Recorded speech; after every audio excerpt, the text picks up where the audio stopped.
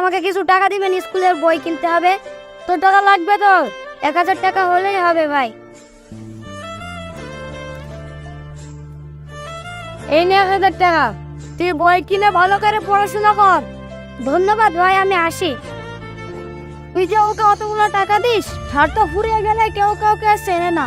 আরে বন্ধু, সবাইকে একরকম হয়? ও আমার ছোট ভাইয়ের মতো।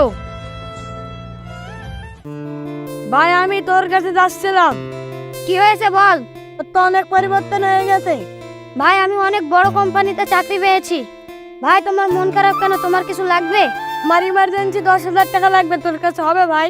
হবে না কেন ভাই? আজকে আমি এই পর্যায়ে এসেছি আপনার জন্য। আপনার যত টাকা লাগবে আমি দেবো। এই মানি ব্যাগে 10,000 টাকা, সেই নেন ভাই।